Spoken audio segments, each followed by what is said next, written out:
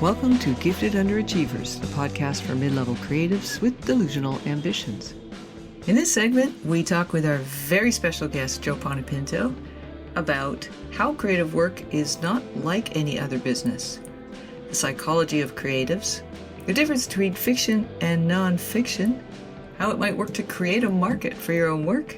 When you have nothing to lose, why not tell the truth? And why emerging creatives should ask themselves what they know about the business they're getting into. Hope you enjoy.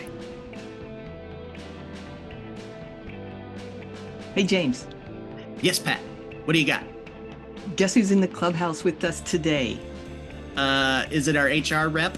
No. Thank God. It's Joe Ponepinto. Oh my God. Yeah. He's awesome. I know. He's so How'd great. we get him? He's much better than we are. We just asked. Oh, God bless him. Okay. Yeah. Can I read his bio? Yes, absolutely. All right. Joe Ponepinto is a Seattle area writer and editor. He was the co-founder of Orca, a literary journal, and Tahoma Literary Review, and is the author of the novels Mr. Neutron and Curtain Calls. His latest book is Reader-Centered Writing, a collection of essays on writing. I just want to break into the bio to say I'm holding it up right now, even though we're audio only. It's a great book. He's never been nominated for a pushcart or a best of anything. He's written 6 other novels that have received a total of more than 1,000 agent rejections. He wonders if it's something he once said. His new venture is Beyond Craft, a Substack that takes an in-depth look at the writing industry. And let me just give that link. We'll put it in the show notes too. It's beyondcraft.substack.com. So welcome, Joe. Thanks for coming out or in. Thank you. Thank you. It's great to be here. We got so much to talk about. Let me show you what I've been reading. And what I'm holding up here, for those who can't see, is Joe Ponepinto's book, Reader-Centered Writing, balancing what you want to say with what readers want to read to increase your chance of publication. I just love it. Yeah. Oh, good. See, I'm not normally a bookmarker upper, but I don't know if you can actually see, but I actually wrote all over this one. I don't know why I felt comfortable doing that. It's about more than just the craft. I just saw this subhead, is writing only for the rich? And I just want to turn you guys off and rip my way over the page on 103, because that's kind of what James and I talk about sometimes is how much privilege you need to, well, get published, go to McDowell, do all that stuff that helps forward your career, right? Or if you want to think of writing as a career, which I'm having trouble doing. Yeah, well, we can talk a lot about that because I'm in the same, or I was in the same boat until I had put Orca to bed and came to some conclusions about the writing world and my writing career and a few other things. But as you can probably guess from reading some of those essays, I'm also heavily into like just psychology. I was always, when I went to college way back in the last century, interdisciplinary studies was the thing. And I've always been that way since. So I try to tie different disciplines together to make more sense out of what's really going on. So, the psychology part is really important when you talk about writers. Yeah, and I want to come back to that. But right now I'm looking at the essay, Fiction is Not Real Life in Reader-Centered Writing. Towards the end, let me just quote, "What is it about presenting a scene in which characters butter their toast and have a cup of coffee and then head off to work that makes some writers think it is interesting to other people? Live stream my morning routine to the world and 90% of the audience will move on to something else within 30 seconds. And so, Joe, my question for you is, what is your morning routine that's so boring? I get up and get a cup of coffee. I do Wordle. And then I do spelling bee on the New York Times. It's anywhere from 20 minutes to 2 hours, depending on whether I want to get all the words or not. And then I try to segue into some form of writing or editing, depending on what's on my plate. I am at the point where I don't need a job. My wife has a fantastic job, and that gives me a lot of free time to think about things and, just come up with ideas, work with other writers on various projects. Wow. I'm so jealous. How did you plan a wife with a great job? She is very focused on her career. She is, now the president and CEO of the United Way in our county, Ooh, Oh, and it's far more than a full-time job. yeah. She's basically out there all day, every day, and all I have to do is laundry, cooking, the usual household chores, take care of the yard, and after that, my time is my own, which is fantastic. Yeah. oh, Yeah. that's great. So stay-at-home creative. Yeah, well, I kind of think that's the only way. A lot of people Mm, talk about, don't give up your day job, and for a lot of people, that's true. How are you going to get by? But for some people, some of us more fortunate ones, somebody else is bringing in the income, and I personally feel that if you want to be a really, really good writer, that you need to be doing it or thinking about it pretty much all the time. wow. So Yeah. that's and it's funny because when I was really, really serious about writing novels, before the frustration of six unpublished novels got to me, I, I really felt my skills were improving tremendously. And Mhm. now that I'm not working on novels, every once in a while I'll sit down and try to. I've got an idea for one, and I've written a couple of chapters, but man, it is hard. You just sit there and stare at the screen, and it just doesn't come to you like it used to. So you really, really have to be on it all the time. Interesting. Right. I like that. I like that perspective because, I sometimes I watch clips of novelists from earlier times, and the reason they're in a clip is because they have been a novelist. That's been their full-time job. Basically, they early success, and then they made a career out of it. I'm talking about guys like Martin Ames and, you know, Yeah, and to go from that to what we have now for many writers, which is the eternal quest to make money with this like intense sort of semi-rewarding hobby on top of it because you don't make money writing really unless you're an outlier, and it is an exercise in frustration. I don't know if you know this about me, but I wrote 5 sort of practice novels before I got an agent, and even then she couldn't sell my what was my 6th novel. She couldn't sell it. It was a year on submission. So it is kind of a frustrating thing. I'm actually thinking of a guy who I think is in Washington State, Jonathan Evison. He's a hmm full-time novelist and very funny guy. He hands out beer at his readings, like he's very social. He used to be a punk rocker, and he's has this. I read something he wrote about 7 novels, he couldn't sell, and he burned the manuscripts in the backyard just as a way of saying, "Fuck you, world. You don't want this shit." that that sounds very cathartic. Yeah. Um, in one of my posts, I mentioned I was talking about self-publishing, and I said, I've got these 6 novels. Maybe at this point, I will just self-publish them. Like produce 1 or 2 each and put them on my shelf, Yeah. and I can burn them. Yeah. Yeah. Or lend them out. Put them in those We Free libraries. I think they have them down there. We have one in our neighborhood. So it's interesting that you mentioned self-publishing because, one of the things about writing and really any creative endeavor is you always have to get past gatekeepers and curators, right? And so I guess sort of the big question I have is, do you think we need these curators and gatekeepers anymore, or are there so many ways to get around them that authors, it's more a matter of validation and ego to go out and get an agent and a big 5 publisher than a necessity? Well, I think we are at that point where it is more a form of validation than anything else. But I wouldn't go so far as to say we don't need gatekeepers anymore. We Mm, can get by without them. I actually see a future for writing, especially fiction, in which individual writers and authors simply turn to TikTok or Instagram or some form of social media, say, I've written a book and I'm out there. Why bother with all of that other stuff? It's so easy to self-publish these days. And for me personally, I also have a graphic arts background, so I can not only write a book, but I can design it and get it produced. And I look at okay, a big 5 publisher doesn't want to publish my novel. I'm supposed to turn to independent publishers, But the question I have is I could do all that stuff myself. They're not going to do any Mm. more for me. They're going to make me do all the marketing. So what is the benefit of this relationship except I'm going to give them 80% of the money? So it's like, that doesn't make any sense.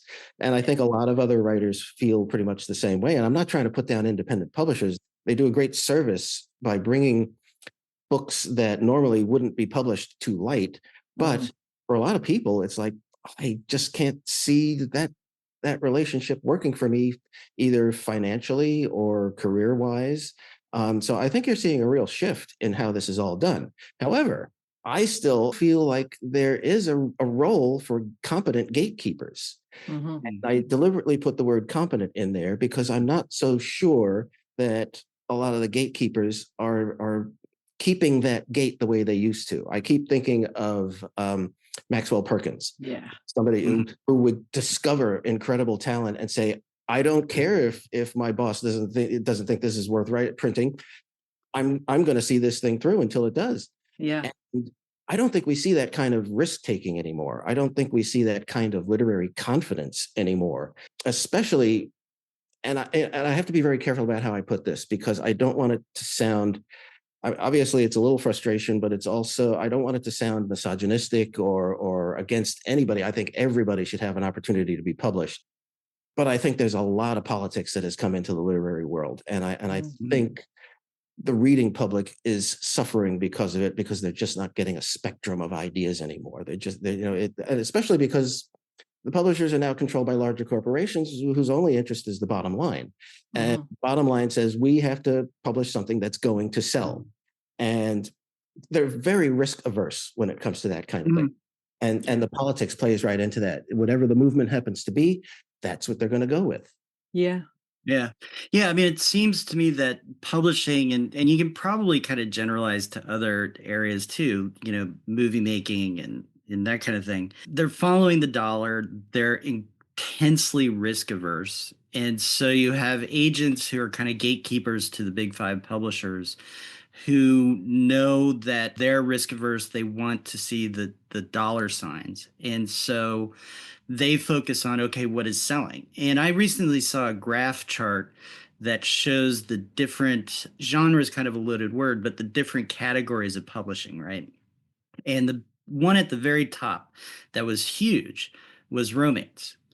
And the one at or near the bottom, which was tiny, was literary fiction. And so then when you go, and I spend a ton of time because I do this for my clients, going through agents and also, independent publishers, but a lot of agents. And just trying to find agents for people. And the number of agents that I run into who are young and really only looking for that romance writer or that thing that is the buzz of the moment, right? So now you can't, it's almost impossible to try and sell memoir. Whereas 10, 15 years ago, that's all that was selling. And nobody Mhm. else, yeah, it was as if they didn't care about anything else. And so maybe what you're speaking to is this, when you come to the big five, which is the industry of publishing, they keep chasing after dollar signs. What's going to sell? What's going to sell? What's going to sell? Not what is the new creative movement? What is the new creative aspect or art function of this? And so if creativity is like water, it's going to find its space and its outlet. And so I wonder, do you think we're in that moment of transition again, where the people who really want to be creative in their writing and really push boundaries and do all the things that I think everyone would agree make for really great writing, storytelling, art, what have you, are trying to figure that out? And is it smaller independent publishers? Is it this hybrid model where you're basically taking on all the financial risk and you pay for services? Is it just straight up self-publishing through Amazon? Or, I mean, what do you think?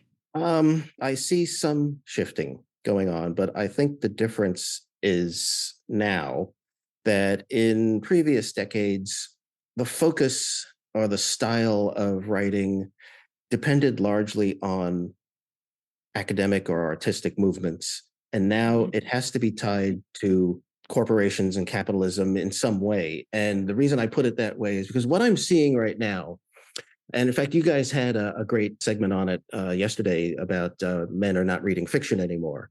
And I've been hearing a lot about that lately. I've seen columnists and podcasts. And to me, I don't want to make it us against them kind of issue. There's so much out there that men don't want to read, which is kind of true.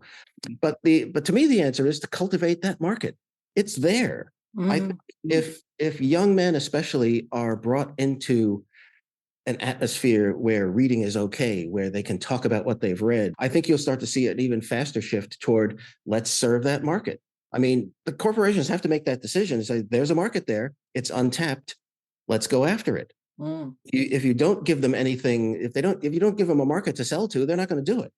Yeah. So I think it's on us as writers and members of the writing community to do that. There was an article in the New York Times last week. I forget the guy's name. It was something Israel, who was formerly an executive at one of the big five, and he has started a book club for men. And he's bringing young men in from various walks of life, and they are just sitting down and reading books and talking about them. And I'm toying with the idea of doing something like that here in my area. But I have to think about how I'm going to make that work. I really like to be in person when I do it, because I think the conversation, the dynamic goes so much more smoothly. It's just better when you do it in person. Yeah. Right. You have that give and take. And so it's interesting because what you're saying is, in a sense, technology opens up opportunities for a bottom-up way of influencing decisions that are made at higher levels, right? So if publishing sees, hey, wait a minute, there's this zone of self-publishing that is directed to a specific audience that is doing really well, let's get into that. The corporate way is the co-opt, right? And then they weaken it, but it creates opportunity. Not just a zone of self-publishing, but also if they see that in the US there's 100 book groups of guys going, we want to read books, that might be another avenue, because self-publishing is one thing, but that's not how readers think. The readers I know, they don't care where the book came from, because I teach developmental editing as well. And a lot of the novice editors, I ask them what they read, what the last 5 books they read were, and half of their lists are often self-published books, and they honestly don't give a damn, because it doesn't have that kind of vanity press stigma that it did. And these are all people in their 20s and 30s who never knew about that stigma in the first place. So anyway, sorry to interrupt, James. I just want to throw that in. No, I think that's a great point, and it reminds me of something we were talking about earlier too, which is there's been a lot of discussion, and the New York Times has driven a lot of it, I think, in the U.S. Because we do have a broad audience here, which is why are men not reading? And so there's this back and forth of publishing isn't speaking to them, da da da da da.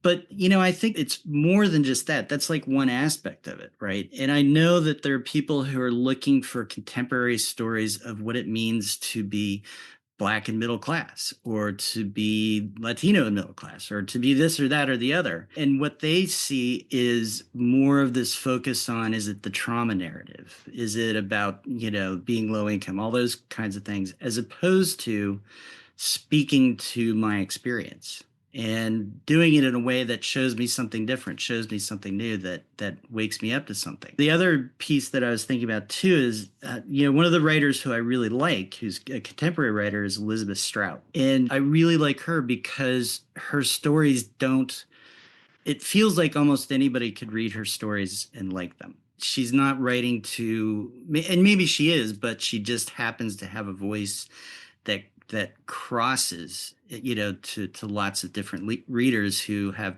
lots of different life experiences. But it seems to me that right now it's men who are, everybody's hearing from. But I would not be surprised that it's lots and lots of people from lots and lots of different backgrounds and demographics that are feeling frustrated by publishing. Yeah, I think the interjection of politics into the publishing world has had that kind of effect that you're talking about. As an editor, and even just as a reader, especially when I was running the 2 literary journals, I was always looking for stories that introduced ideas and possibilities. And for me, it was relatively easy to identify when a writer was writing to an agenda. Mm. Um, and those kind of things really turned me off. And yeah, I would like to see the literary world get back to just discussion of ideas without getting into, and this is the other extreme of the writing spectrum, is just the existential angst story that was so popular in the 70s and 80s, and which a lot of emerging writers seem to still be trying to write. I don't think we ever published one of those. Uh-huh.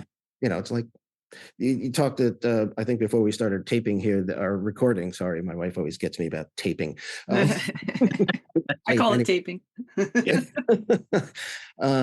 about um, um, the morning routine, Yeah. and I mean, that's what a lot of these stories read like. Is some guy going through his daily routine and nothing really happens, but he thinks about it a lot, and Uh-huh. I just don't find that very interesting. Yeah. Yeah. There was an author, I think he wrote The Sports Writer. And it was a big book and people said you should read this. And so I did. And it was exactly what you said. It was just this guy going through his life thinking about stuff. Right. And it was beautifully written. Hmm. The writing, the quality of the writing was there, but there wasn't, I think maybe what you're speaking is there isn't enough existential angst. It lacks that compelling artistic, creative storytelling component to make it consistently interesting, perhaps. Well, that's kind of the key to me. It still has to be a story. It still has to have something that drives it forward. And I'm actually, I should have read this book decades ago, but I'm reading it now. It's The Hero with a Thousand Faces by Joseph Campbell. Mm. And I'm rereading it right now. oh, really? And Yeah. isn't it fascinating? I mean, just first of all, his breadth of knowledge about myths and fables and how they are so incredibly similar from culture to culture throughout history. And that should send writers a message. Mm. This is what people want to hear. This is what gets them interested. You got to keep that in mind when you're writing your story. What's going to appeal to the reader? Yeah. Yeah. Yeah. The only job is to make the reader turn the page. Yeah, Yeah. right. Well, Joseph Campbell, who's the author of that, and there's a great series of him with Bill Moyers, the journalist, that's on PBS now, if people want to watch That's it. what made me read the book. But he talks about the monomyth, Mhm. which is if you look at all the myths, and he includes religion as myth making. There's these core ideals, right? These archetypes of the stories, and it's the same no matter where you go. It's just dressed differently. And so Mhm. when you think about storytelling and art, it's in some sense all the same thing, but it's dressed differently. But it has meaning and it says Right. something to the viewer or the observer or the reader or the listener that speaks to some, it could be a need, it could be just a momentary desire for some beauty, or in punk rock, it's just to express edginess and anger and, emotion. I think that you're right that, and it's interesting that you, as a gatekeeper and founder of two literary magazines, Orca and Tahoma, are speaking to this. There's not enough there. Yeah. Well, I do want high quality writing, but I want it to go someplace. I want it to make me think. I want it to make me finish the last paragraph and think about that story for the rest of the day, or maybe Yeah. even the rest of the week. What else might have happened? How did these people get by after the story was over? There's all kinds of considerations, but a lot of stories just fall so flat. I mean, they're very um, truncated, and you just don't care. It's like Mhm. there's nothing challenging about them. There's nothing worth thinking about later on. Yeah. I hate to put it this way, but well, I don't hate to put it this way, but they're kind of like children's stories. And Mm. I've seen all kinds of other um, commentators and reviewers talk about how even books that are marketed to adults are still really young adult stories. I was doing some research for a possible blog in the future. I found some statistics that said 54% of the adult population in America reads at the fifth grade reading level, and that's Wow. Mhm. the fifth grade reading level now is probably like the second grade reading level when I was a kid. So, you can imagine who you're writing for, I mean, it's very frustrating. Yeah. Hey, speaking of blogs, can we segue to your Yeah. Substack? Please, Because before I get myself in more trouble. are you kidding? I have found myself struggling to find books I want to finish. And I Hmm. I read a lot. I'm a compulsive reader. I probably read 3 or 4 books a week, Wow. nonfiction and fiction. And plus I work in books. So if I'm having trouble, like I'm turning quite a bit, as James and I were talking on that segment you mentioned about yesterday, we're finding propulsive, relatable stories in genre fiction more than in Hmm. literary fiction right now. Yeah. But anyway, to jump into propulsive and relatable, your Substack came out of the gate pretty hot. What's your strategy? You get a lot of engagement, comments, and stuff. Yes. Well, we had a few thousand people who had followed us at Orca. So we segued that over into the new one. And Substack is actually they actually were paying attention. They, when I imported the email list, they said, "Where'd you get this from?" Because it's like, I could have paid for some of it. And so I had to explain, all right, here's, most of these people are already following us over here. And we have communicated with a few thousand others from Orca. And I will have to say, I want to explain this because I did get some hate mail about just importing the list. And Really? I agonized over that for a long time. And I asked many, many other people in the business, is this ethical or is it not ethical? And they all said, go for it, do it. Yeah. And I mean, every day I get an email from somebody some company I never heard of, and I, go to unsubscribe. It takes 10 seconds. Mhm. But Yeah. there are some people who were pretty irate about having done that. And I do apologize for that, but I just felt I really wanted to jumpstart this thing. It was very easy. I put a big note at the top of the first one that said, this is what we did. And if you don't want it, here's the unsubscribe button. Yeah. And, we lost a few hundred, but I thought it was going to be a few thousand, but it was just a few Mhm. hundred. We still have about 8,000 something followers already. Amazing. And and the word keeps spreading. I have to, people are talking about it. Mhm. Gotten some nice press from Becky Tuck, who does the Lit Mag News. And so I'm getting new followers every day, and it's Awesome. very encouraging. I Yeah. think it's because I'm trying not to talk about the usual stuff, Yeah. and Mhm. just, at this point I feel like I've got nothing to lose. Perhaps I love my that feeling. yeah, it's when you feel like you've got nothing to lose, why not just tell the truth? Yeah. And this is my truth. And a lot of people seem to agree. A lot of people saying, okay, yeah, the odds really are stacked against you. Does Uh, resonate. yeah, Yeah. and it's tough to say, but I think the writing industry exists largely on the myth of hope for most writers, because they're always Yeah. telling you, yes, you can.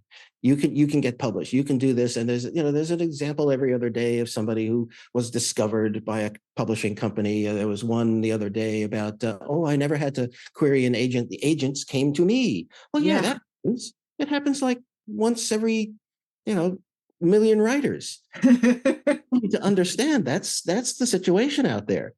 A while ago, several years ago, I was teaching at Pat. You probably know Hugo House in Seattle, Yeah. Yeah. and I was teaching there, on a gig kind of basis.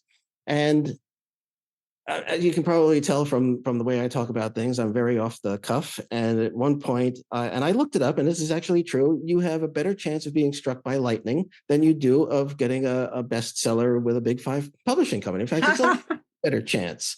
And I looked it up, and it was true. Well, one of my students complained to the management about it, and I got in a lot of trouble over that one. But hey, you have to recognize the situation. You want to do this, you've got some long odds to beat. Yeah. I love Yeah. that. Well, That's so funny that you got flack that they would complain about hearing the truth. Because 'cause isn't that why you go to a teacher or an expert? You wanna hear the truth. You don't wanna be, Apparently not. yeah. you want you want the myth to be reinforced. And Snowflake, you yeah. were talking about James was talking about Joseph Campbell's book and the monomyth and how these ideas are so common across cultures and history, and that it always makes me think of what has happened in the last really 40 years or so with the propagation of moral relativism, which Mm. basically says that nothing can be known, so everything is acceptable. Wow.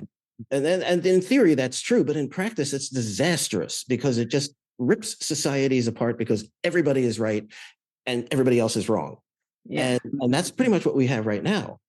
Yeah, Right. I, I guess this is what happens when you get older, but you start to miss the old standards of right and wrong and wonder why people can't agree with them anymore. Hmm. Yeah, well, I think truth, obviously, is a big issue now, but also we've gotten to a point where just definitions of terms are now allowed to be anything that whoever wants them to be. And so nobody ever knows what anybody's talking about. Yeah, yeah. uh, because well, I take this term to mean, and I take that term to mean, as opposed to having a certain kind of concreteness. And this is very much an editor's discussion, where we want exactitude, concrete language. We want everybody on the same page, kind of Yeah. thing. And I think one of the things you had talked about is the psychology of writers, which Mhm. I think there's a lot of crossover of just psychology of creatives. And what do you mean by that? Can you elaborate on that? What you find so interesting? There is, the writing or the arts in general are not like other endeavors, occupations where you have the relative comfort of knowing if I get up and go to this place and do something for 8 hours, they will give me money and I can take it home and I can feed my family. Yeah. As a writer or as a musician or as a visual artist, you don't have that guarantee. You don't even have that promise. You don't it's all risk. Mm. And it's hard to live that way. You feel like I'm making an effort and I'm getting nothing for it. Mhm. And that's it preys on your psychology, which is why the writing world exists on so much hope. Yeah. I mean, and it's you get to a point where if you give up that hope, you start to look at it in a totally different way, which is what I'm trying to do in the Substack blog. Is just say I had hope for many years. I've I've had a lot of success, but not very much money. I talked about my wife has a fantastic job, and I don't have to worry about that part of our existence. But there are a lot of people who do, and Mhm. it's a constant balancing act, trying to be creative while trying to be productive, and um, it's not really. It's fair and it's not fair. There's not enough of a market, there's not enough people who would support everybody who wants to be a writer. So it's going to turn out it's a lot like trying to become an actor. You go to Hollywood, you try out for roles, you might make it, you probably won't. Mhm. It's that kind of thing. But the important thing to me is writers need to know this going in. Yeah. I don't like to see writers who are just, yes, I'm going to sit down and write that great novel and I'm going to be famous and make a lot of money. That is such a fantasy that I want to put a pin in that balloon just to bring people back to reality. And it's because we are, or the writing world is so controlled is the best word I can come up with by the big five and the major corporations that control them, that you have to be able to look at it that way. You have to understand the risks. So a lot of Mm. people I see talk about writing just for the pleasure of writing. And that's great if that's acceptable to you. And I will be totally honest, it was never acceptable to me. I have owned other businesses in the past. I have made them for the most part profitable, not terribly profitable, but at least they paid the rent. Mhm. And I have recognized, at least in my own mind, this is a capitalist society. It is run by capitalist principles, which basically mean that everything you do has a value assigned to it, a monetary value. And Mhm. I can just hear a lot of your listeners cringing over this because no, writing is all about writing. It's all about being creative. And yes, if that works for you, that's fine. But it does not work for me, and it does not work for a lot of other people who are struggling with their lives because they want to be successful writers. Yeah. And you just have to know all this stuff. Yeah. Mhm. I had that myth coming into my career, so many years ago, and it lasted about 5 minutes. right? And the reason it lasted about 5 minutes is because I came into contact with reality. I was talking to agents, I was doing this, I was getting rejected, I was all this other kind of stuff. And what it did for me was confirm that there's the lottery ticket aspect of this, which is, yes, you could write something that becomes a gigantic bestseller and off you go.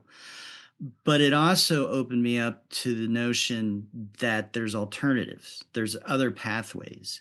And I always thought of it from a perspective of a musician because I considered music for a little bit. And it Mhm. was, I don't want to be the rock star in an arena. I want to be the working musician. And so there's this alternative that I latched onto is I can be a version of a working writer. And I'm wondering, do you see these alternatives out there? Do you feel like these alternatives are expanding, contracting, no longer really exist? Um, Hmm, that's a good question. I have not really looked to see if those areas are expanding or contracting. I would imagine that they will continue on pretty much the way they have been. And it's really all about what do emerging writers know about the business they're getting into.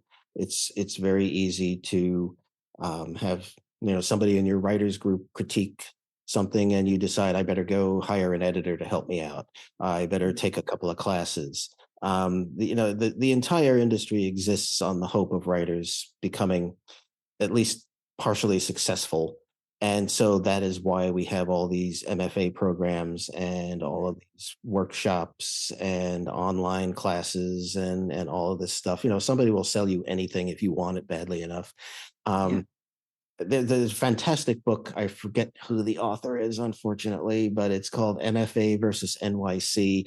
Every writer ought to read this. It just excoriates the MFA world. Yeah.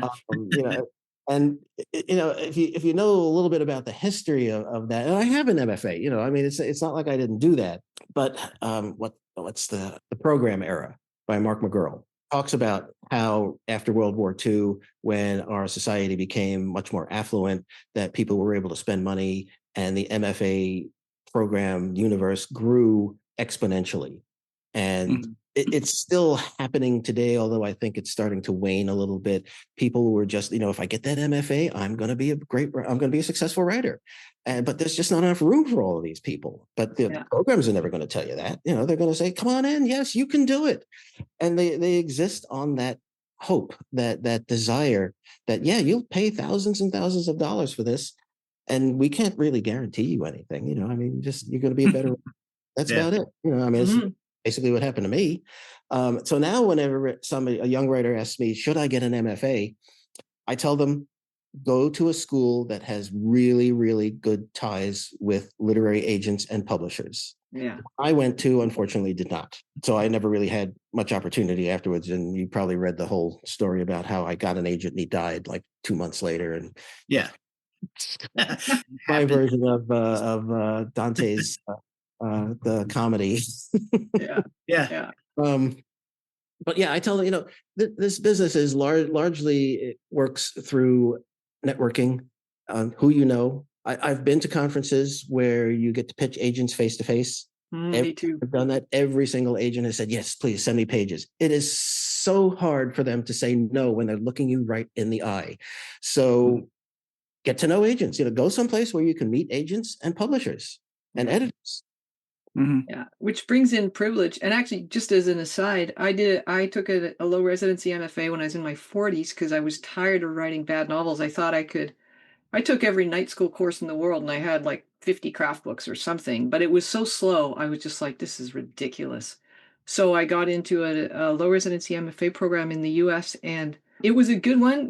There was an article in Atlantic Monthly that had the top five, and it was one of those, but it was all craft based, which is fine, craft focused. The workshops were short story centric, which meant that I'm a novel writer by nature. I don't really write short stories. And so it was hard to workshop stuff, but I still loved the experience. However, there was, in retrospect, the lack of information about publishing, about how to make a living as a writer, about how to discern what's an opportunity and what's exploitation.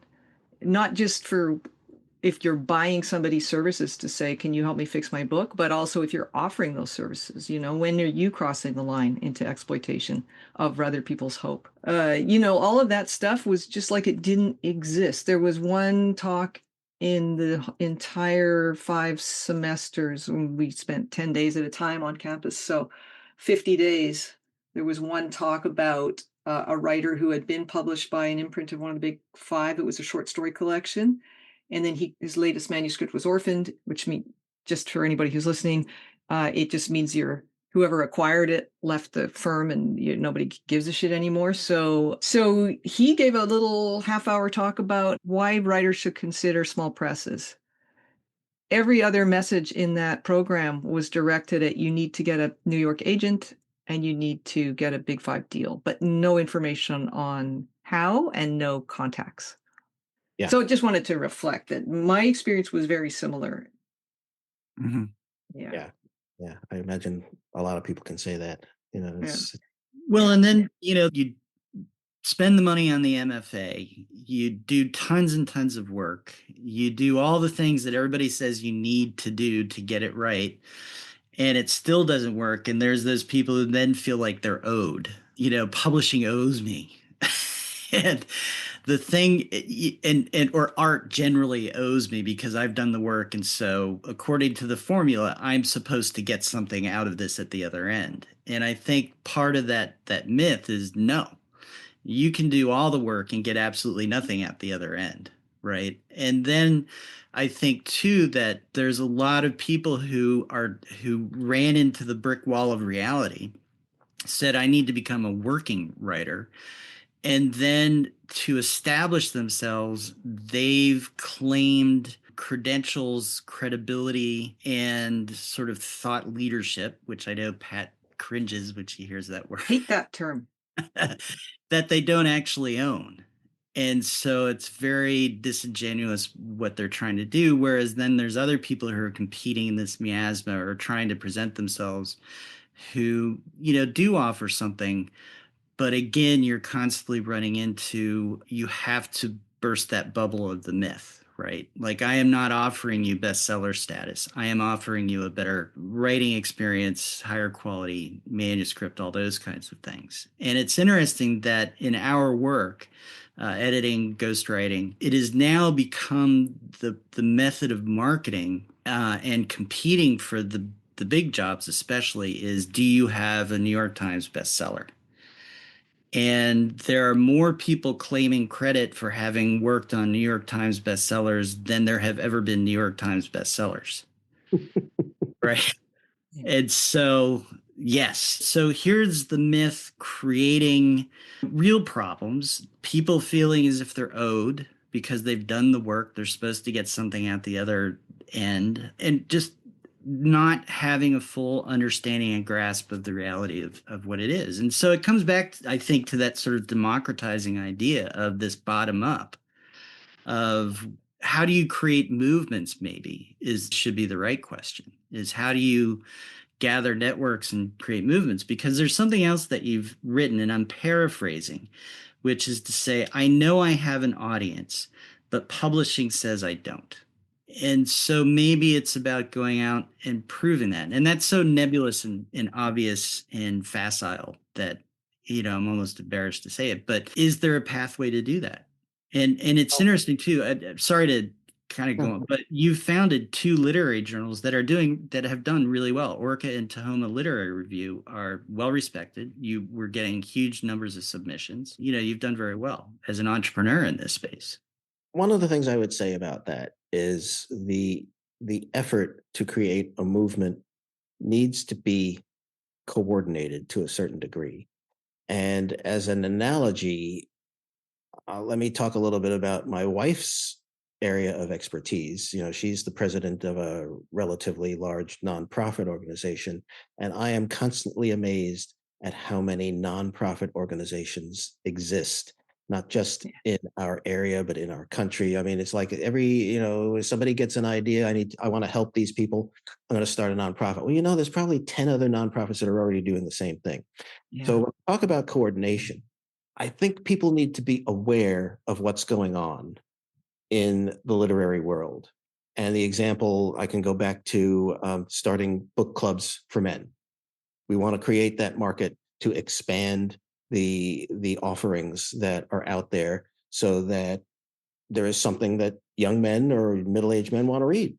Well, before I do anything like that, I'm going to study what other people are doing and use what they have learned and use their strategies and techniques to make it successful rather than just go off, oh, I want to start a men's club. I'll fail. There's no other answer. So that's what I mean about coordination. You've got to be aware of what's happening in the industry. You've got to pay attention. You've got to read something almost every day about which way it's moving, what the tastes are. A lot of writers talk about never write to the market, and in that sense they're correct, because by the time you get that book done and published, that phase is going to be over. But when it comes to a movement like this where you're trying to create a market eventually, yes, you've got to pay attention to what's going on. The more you know, the better you're going to do. I love that. Yeah. How do you think you were able to succeed at Orca or with Orca and Tahoma Literary Review? Well, I actually have a long history of working in publication. My first job right out of four-year college was as the editor of the local newspaper in Long Beach, California. And I did that for about 10 years. And that taught me editing, that taught me publishing, that taught me journalism style, which is very important to writers, because you're writing succinct and exact, and you're presenting information in the order in which it is best received. And from there, I worked a little bit in politics. I was an assistant to the mayor of Long Beach, and then I started my own business where I got more into the graphic arts. But anyway, so I was designing books. I was designing books, magazines, all kinds of advertising material. So you put all that together. When I got out of my MFA program, and a very good dear friend of mine, Kelly Davio, said, "We got to do something together. Let's." And so we kicked around some ideas, and we finally decided, let's start a literary journal. Okay. Awesome. So between the two of us, we had all the skills necessary. So it wasn't like we had to learn as we go. I mean, we were always learning, but we had a really strong background, and we were able to start producing good issues right away. We had the editing skills, we had the writing skills, we had the design skills. It was just there for us. What I see in the lit journal world is a lot of younger people coming out of their MFA programs, really excited about getting involved in the community. Let's start a literary journal. And they have no idea what they're doing. They have no idea how much work is involved, which is quite a lot. And that, I think, is what leads to them eventually. You read every couple of weeks about one that just closed their doors without telling anybody. They just left all their submissions in the lurch. They took the money. It's lame, but experience matters. Yeah. And in terms of building that engagement, how did you, because you have the skills, you have this recognition, it's going to be a lot of work, but how did you build that engagement? That's a good question. And I would say it has a lot to do with my particular literary aesthetic and how it speaks to readers. I'm not really a genre guy, but I'm also not an experimental guy. In a lot of literary journals, they like to publish the experimental, which is great. We need that, but that's not me. And so I think what we were able to do is publish accessible literary work. And I know there's not a big market for that, but that's what I personally like. And my co-publisher Zach Kellyan, he also believed in that. And so we saw things the same, and it made it. There were never really any big arguments on staff. Everybody got along great. We talked about things. Everybody had a voice, but I think the final product was acceptable or appealing to the literary journal market. We didn't, but like me, the journal didn't win any awards. It was just well regarded. The reality of it is it takes a lot of hard work, and it takes intention and having a concept and speaking to an audience, I think. Yeah. And then, the other thing we've been talking a lot of, I think it's, this conversation has been very fiction centric. Mm. And so I just wanted to sort of note, or ask you, do you see real substantive differences in everything that we've talked about if we had been more talking nonfiction? Yes and no. How's that for an answer? Ambiguity. Stylistically, they're not that far apart. Content is really the difference. And because with fiction, you're trying to make your imagination sound real. With nonfiction, you're trying to make what's real sound imaginative. Hmm. And that's really the difference. But it's still, nonfiction still has, for me, it still has to have some kind of inciting incident, some kind of driver, something that makes it into a story.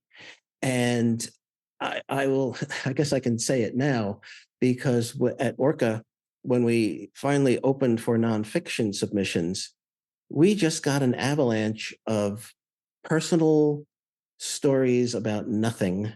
It I couldn't take more than a couple of them a day. I mean, it would just cause me to close the computer. They're just the self-indulgence of, unfortunately, a lot of people who want to write is just off the charts.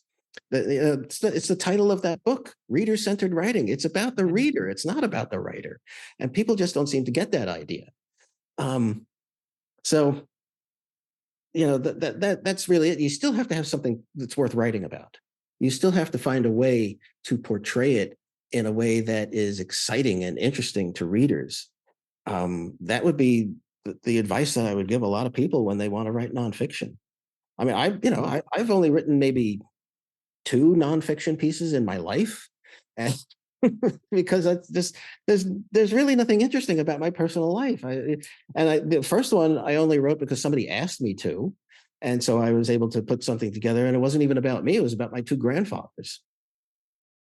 And then I just finished one a couple of months ago that is currently out there, and we'll see what happens with it. I don't even want to talk about it, but it was very traumatic event. And I said, all right, well, even if it never gets published, this is cathartic for me. I get to write it and say what I want to say. So, but I Yeah. wrote it. I always kept in mind, what are other people going to get out of this? It wasn't just me bearing my soul. It was, here's what happened, and maybe you can identify with it. Okay. And then we're kind of nearing the end of our time here. Pat, did you have any thoughts, addition? Yeah, I think I'm feeling actually a little bit overwhelmed because there is so much going on right now, and always has been probably for writers. So there's this whole idea of what does success mean. There's this whole very corporatized route to market. But it's just one route, but it's the one that, or route, as Americans say, maybe. It's just one avenue to market, which is, I'm talking about the big five multinational corporations.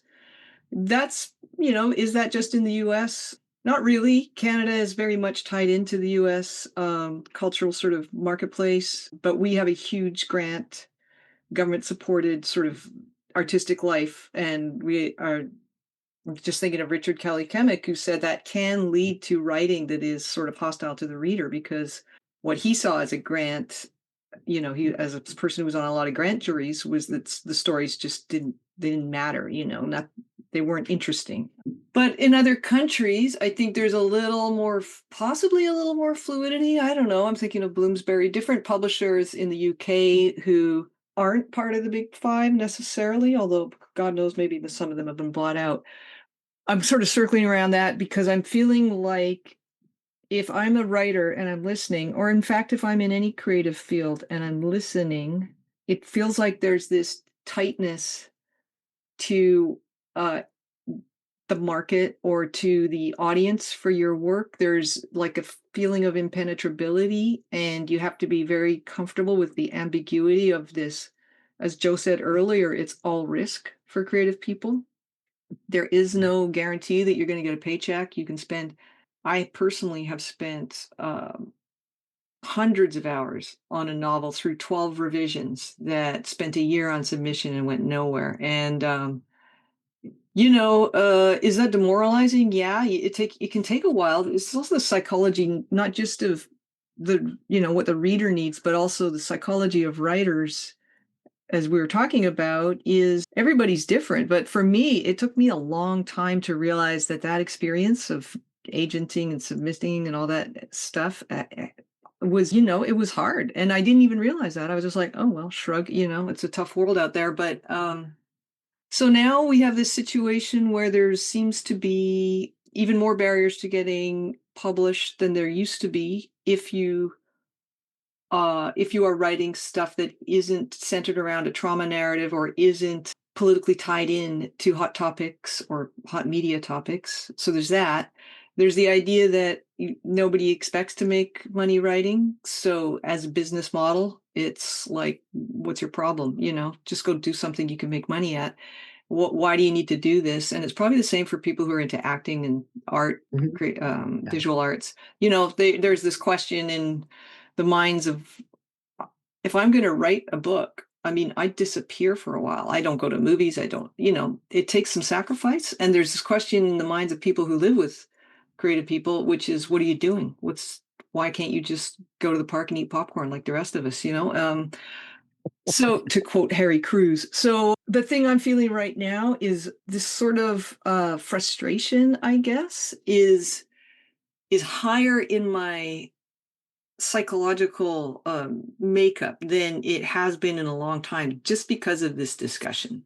Because we're actually talking about the shit that makes it really hard to say, oh, I'm a writer, or I'm a creative person in any field.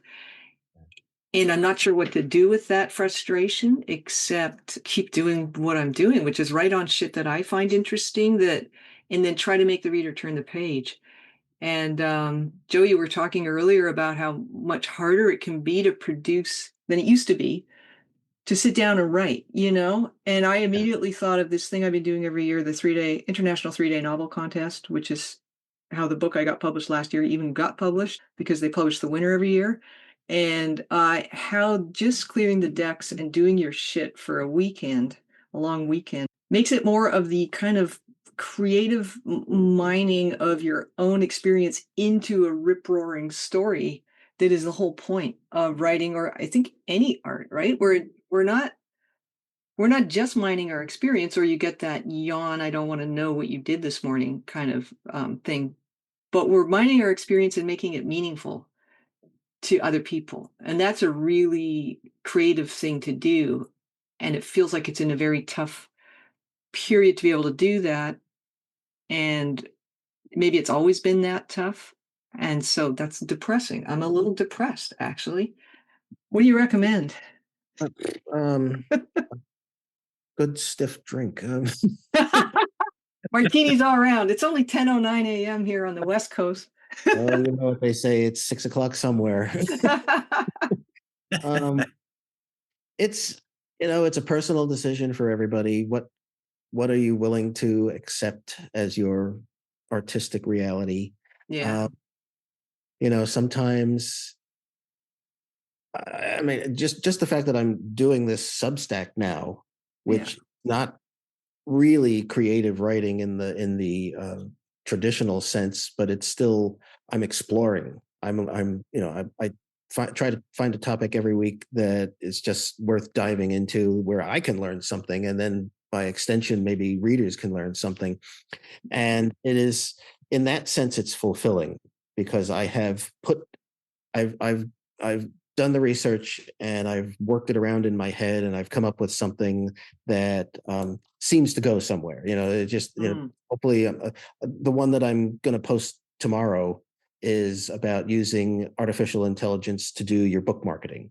And Ooh, most writers are kind of introverted. They would rather sit in front of a computer screen than go out and be in public and try to get people interested in what they're doing. You know, I've never been a big fan of AI. I think it still has a lot of flaws. But once I started doing the research, it was like, you know what? It can do a lot of the things that I really don't want to do. And I don't yeah, pay $15,000 to a book marketer to do it either. I might just give it a try. I've got those 6 unpublished novels. I might just take one, yeah. self publish it, give it to AI and say, find me an audience and let's start marketing and see what Geez, happens. I And can't wait to read that. yeah, Yeah. I mean, I think it, and when I actually started writing the post, I was just totally against it. But then I started to do a little more research. Wait a minute, this kind of makes sense. I mean, technology is changing and you have to adapt. Yeah, And okay, it may not be perfect yet, but it certainly shows some promise. that's so Yeah. great. Yeah. Well, to do a little tease of ours, it's on our list to talk about how AI can do exactly what you just said, is take those repetitive manual tasks that drive you crazy Mhm. and automate them so you can grow capacity. And I think that's what you're just talking about, is like, how can I use it to increase my capacity to do the stuff that I want to do? Yeah. I mean, if I can do the one thing that has always held me back from, well, at least one of the things that has held me back from being successful in this business, that could really change the picture. And Yeah. I think if a lot of writers start embracing this and realizing that they are not just a tool to the major publishers, to be kicked around, and they can start if they could start approaching their art more the way musicians do and more the way visual artists do, which is, here's my work, I'm putting it online, here it is for you. If you're interested, I can tell you more, I can show you stuff. If book writers start doing that, the whole field is going to change drastically. Yeah. Okay. God, Joe, thank you. I feel so much better. You just turned me around because you're right. There are always going to be other avenues. Like it's never just about who's in authority, especially after a big deal thing like COVID and now the fascism. Mhm. There's always, after those periods, a big flourishing of the arts in a different way Yeah. historically. Yeah. So, Mhm. okay, thanks. Yeah. And then last question for you, Joe. We've talked a lot about what makes good writing, but we no examples. If you were to say to us, here are three great books or three great short stories, go read them, what would they be? Oh boy. I was actually thinking about this a little bit the other day. It each person has their own taste, obviously, and the way I Mhm. put it in one of the posts was that people react differently because of their personal histories, which create psychological triggers that a good piece of writing will tap into. So, a book that really spoke to me was Rachel Cusk's Outline. The subtlety of that book, the brilliance of it, the fact that the protagonist was not the main character. It was just off the I think I read it in like 2 days. It Wow. was so interesting to me. And let's see, what else could I say? Well, I still love to read James Joyce. I'll Mm. read Yeah. his stories over and over. They just are so beautifully constructed. And they do exactly what we talked about earlier, which is they have something to say and they have a real world driver to them. The things happen in those stories. It's not just, oh, I feel so sad about my life. Things still happen. He's still one of my favorites. And let's see. Oh, the writer who I don't know if I should thank her or blame her for getting me into this business in the first place. Zadie Smith. Oh God, Really? yeah. Brilliance. When I read White Teeth, I was hooked. And then I read On Beauty, and it was like, that's it. I'm becoming a writer. I don't know what happened inside. I mean, it was probably a really bad decision, but it was like I couldn't help myself. I want to do this. I want to do this, what she is doing. And, just incredible stuff. Yeah. Awesome.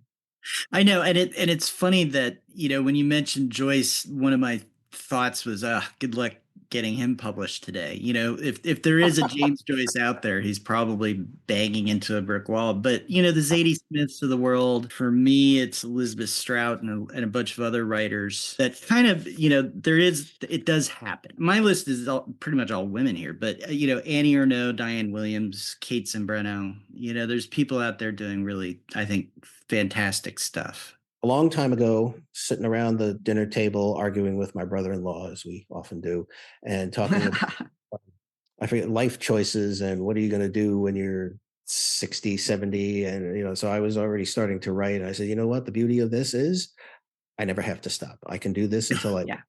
drop dead. And so it's a blessing and a curse at the same time. It's like Yeah. you never have to stop. You can't stop. It's always there. Even if you're not writing, you're thinking about writing or thinking you should be writing. So I'm in it. I love Yeah, it. well, Joan Didion has proved that you even after death you're still publishing. So Right. She's another one I would put on my list, by the way. Her book of Yeah. essays, Slouching to Bethlehem. Yep. Yeah. All right. Well, Joe, thank you so much for your time. Thank you. This was a lot of fun. Absolute pleasure. It's been so great for me. I've been brought to the troughs of despair and then lifted back up into the light, going, yeah, okay, keep going. Yes. Yeah, you have provided a lot of existential angst.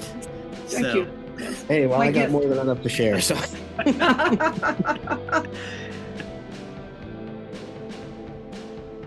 Thanks so much for listening to Gifted Underachievers, the podcast for mid-level creatives with delusional ambitions.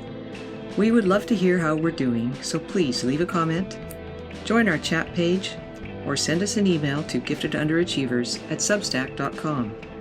You can find us on iTunes, Spotify, and anywhere else you listen to podcasts. Hope you have a great creative week.